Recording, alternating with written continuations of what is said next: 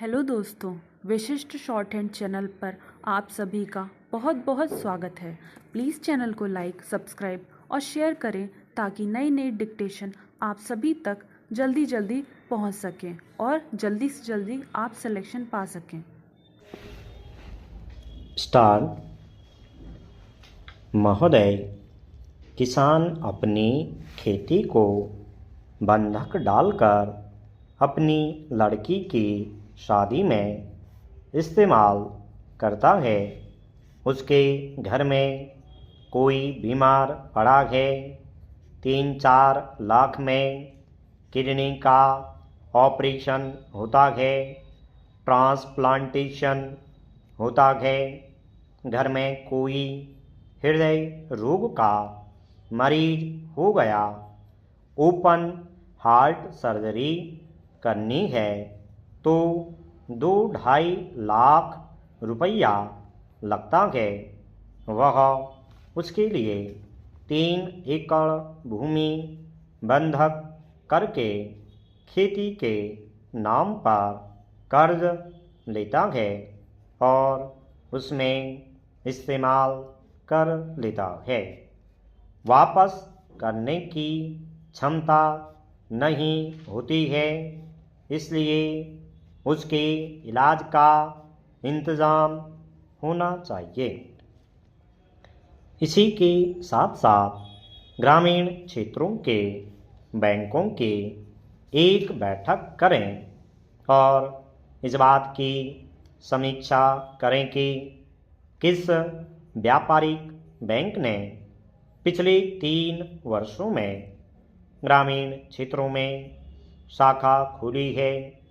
वित्त मंत्री जी का यह दावा कि 1,75,000 करोड़ रुपये बांट दिए। उन्हें बांटने में बिचौलियों ने कितना ले लिया? आज किसान अपनी आवश्यकता के लिए गांवों में 4% सूद पर कर्ज लेने के लिए निर्भर है। जो निजी क्षेत्र की मनी लेंडिंग हैं और जो गांवों में हैं, उनकी ये बैंक कोई सहायता नहीं करते हैं। इसलिए उन्हें साहूकारों से पैसा लेना पड़ता है। किसानों को आसानी से बिना घूस के अपनी खेती में निवेश करने के लिए बैंक का ऋण मिले, इसके लिए अधिकांश संख्या में ग्रामीण क्षेत्रों में व्यावसायिक बैंकों की शाखाएं खोली जाएं। इससे एक ओर किसानों को अपनी खेती की पैदावार बढ़ाने के लिए आवश्यक संसाधन जुटाने में सहायता मिलेगी, वहीं दूसरी ओर हमारे किसानों को आत्महत्या नहीं करनी पड़ेगी। यही एक सही उपाय है जिससे सरकार किसानों की सहायता कर सकेगी और अपने वायदे पूरे करते हुए देश में अनाज का भंडार भी बना सकेगी। इससे देश में गरीबों और मजदूरों का कल्याण हो सकेगा और उनको पेट भर अनाज मिल सकेगा और वह देश की उन्नति में सहयोग दे सकेंगे। यही आग्रह करते हुए, चूँकि सभी माननीय सदस्यों को अपने विचार रखने हैं, थोड़ी सी सुझावों के साथ मैं अपनी बात खत्म करते हुए बहुत बहुत धन्यवाद करता हूँ कि आपने मुझे समय दिया। उपाध्यक्ष महोदय, इस सरकार के 2 वार्षिक बजट पारित हो चुके हैं और दोनों बजटों में किसानों की समस्याओं को हल करने के लिए प्राथमिकता के साथ आश्वासन दिए गए थे। इनके 2 वर्ष पूरे होने जा रहे हैं, लेकिन तात्कालिक राहतों को छोड़ दिया जाए तो किसानों के मूल समस्याओं का निराकरण नहीं हुआ। महोदय, किसानों का ऋण लगातार बढ़ता जा रहा है। आखिर इसके क्या कारण हैं? मैं मानता हूँ कि कुछ किसानों ने शादी ब्याह या अन्य किसी काम में पैसे को खर्च कर दिया होगा, लेकिन सभी किसानों ने ऐसा नहीं किया होगा। फिर वे कर्जदार क्यों हो गए? कर्जदार होने के बाद आत्महत्याएं क्यों होने लगी? इसकी तह में क्या है? सरकार ने 2 सालों में कभी यह जानने की कोशिश नहीं की। आज इसके नतीजे हमारे सामने आ रहे हैं।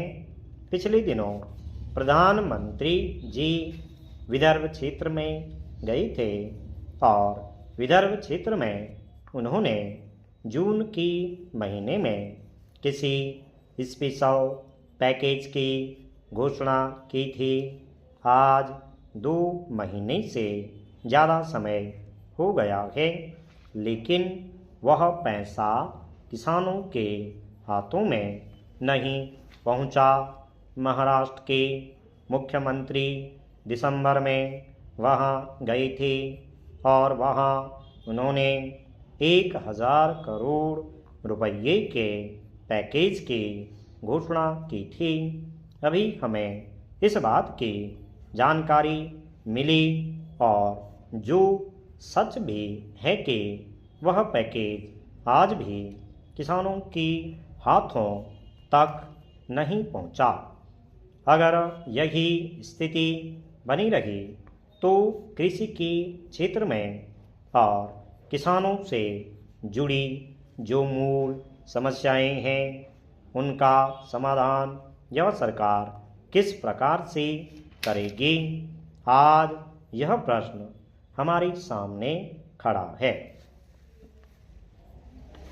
आज हमारे देश में स्थिति ऐसी बन गई है कि मंत्रीगण यदि कहीं किसानों के बीच में जाते हैं तो उन्हें किसानों के शेष रोष का सामना करना पड़ता है। सारे किसानों में घोर निराशा व्याप्त हो गई है।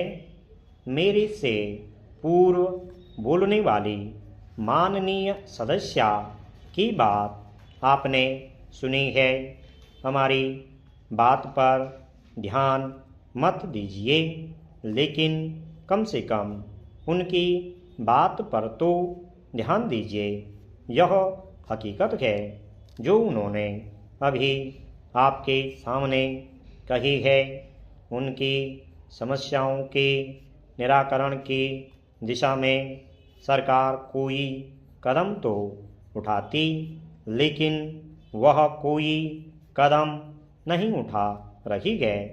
इसका परिणाम आज आप देख रहे हैं।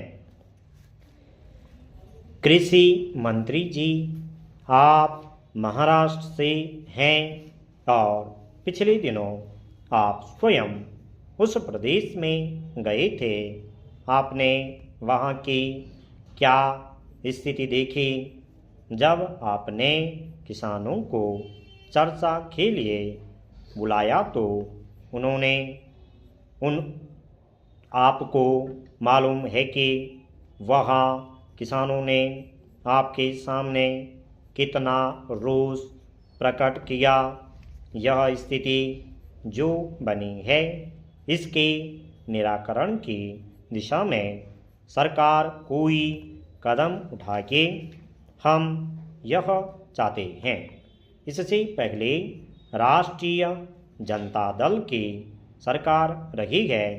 उनकी सरकार ने अपने कार्यकाल में 3-4 नए ऐसे बिंदु उठाए थे जो किसानों की दशा सुधारने में सहायक सिद्ध हो सकते थे, उन पर भी आज तक अधूरा काम हुआ है। स्टॉप।